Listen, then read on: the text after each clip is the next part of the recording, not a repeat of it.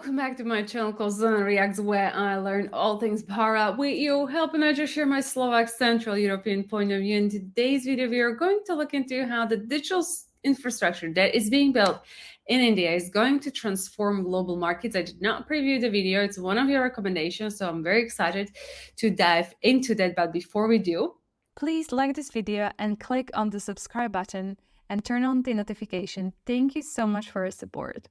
And I say, let's roll the clip. Ventures to discuss why the digital infrastructure being built in India today will transform global markets in the next decade. Melissa, it's great to have you with us. Welcome to Straight Talk. So great to be here. Thanks for having me. And this is becoming a really hot topic. The world is following India's leadership on digital infrastructure and technology. Why do you think what's being built in India today is really going to be influential over the next decade? Yeah, I mean, this was top of many global CEOs' talking points during Prime Minister Modi's visit last week in the US. Digital infrastructure is sort of the underpinning of technology and financial services that happen. So identity, fraud products, payments, commerce, and otherwise. And India has pioneered new business models for open national architecture. And there are companies building on top of it that are building fintech companies, insurtech, commerce, otherwise, that the rest of the world is watching. We invest in companies in India that have another 50 countries around the world that are following in its footsteps. What is driving global tech investing in India?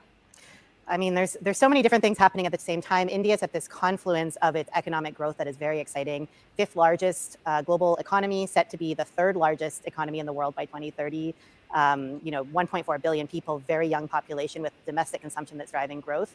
And so global tech companies, everyone from Apple, Tesla, Google, Hewlett-Packard today made an announcement, Amazon, together are investing billions of dollars, not just to sell their goods and services to the market, but even more so seeing India as a hub for product innovation and manufacturing for the world. So let's expand on that. What makes India a stable, bright spot in what's a very complex global environment?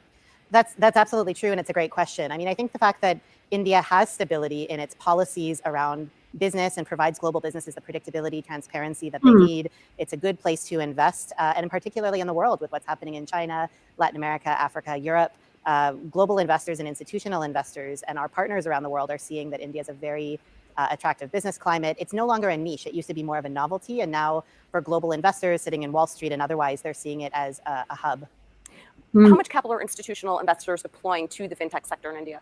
It's growing all the time. Just in the past 2 years, $14 billion of capital was raised by India-focused growth stage venture funds and private equity. Wow. That's not even for the public markets. And with that, we're seeing all the major institutional investors across private markets raising India-dedicated funds. And we're seeing also that India's equity markets have been a bright spot in terms of consistent performance across their indices. The Nifty and Sensex have been very well performing relative to global peers and consistently over a long time. Tell us about EMVC, Emphasis Ventures, and what's your investment thesis for India? How are you selecting where you're deploying your capital? Sure. EMVC is a global venture capital fund investing early stage in entrepreneurs building the future of financial technology, insurance, and commerce.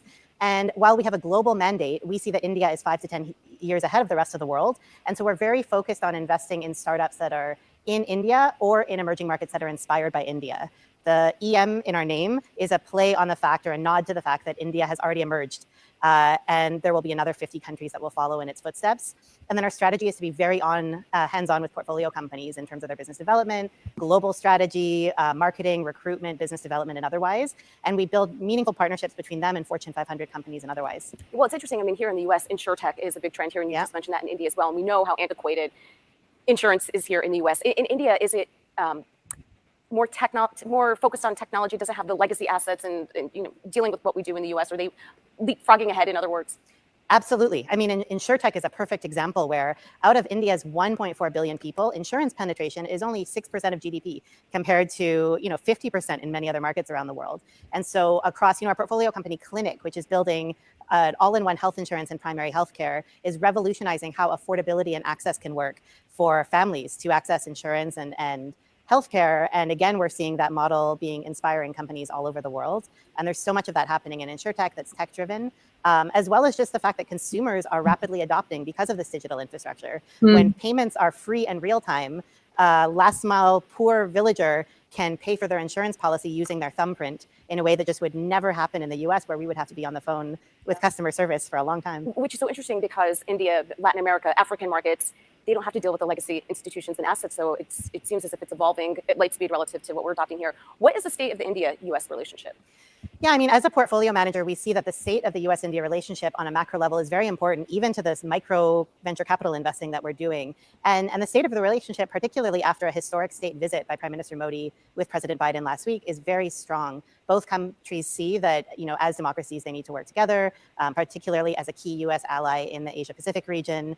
And what's driving the bilateral relationship really is technology and business collaboration. So US businesses across small businesses and the largest Fortune 100 companies are all in on the bilateral relationship. And conversely, global Indian companies are investing and creating millions of jobs in the US. And so it still is early days in terms of what the potential for the relationship is.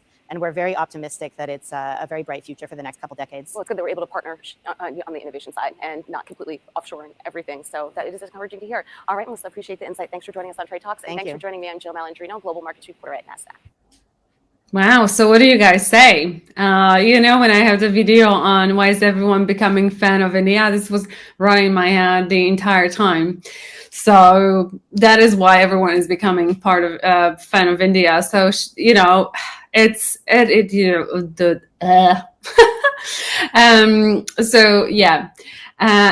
the end of the day, all about the money, all about profitability. And I think that understanding, let's say, India, their culture, how they do what they do, it's going to be increasingly important in the West because it will be a really, really big market. And the US has already acknowledged it, but I still feel like these things are going undercover in the West. I don't think that ordinary people actually really understand the significance of that. I think, I said it in one of my previous videos. I feel like it will come like a slap to people's faces once they realize, like, oh, wow, suddenly there is this country called India. It's not like they're not aware of, but I don't think people are really aware of the power that comes with that. So it was, interesting what she had confirmed that there is this strengthening between on technological grounds and economical grounds makes only a lot of sense. I think developing the infrastructure and strategically moving things from China to India, it seems like it's going to be a key thing. I wonder what you guys think about this in the comments below. And I think with that being said, thank you so much for watching this video. If you did enjoy it, please give a thumbs up, share, like, and subscribe to this channel. And I'll see you in the next one. Until then, please do take care. Sending much love. Bye-bye.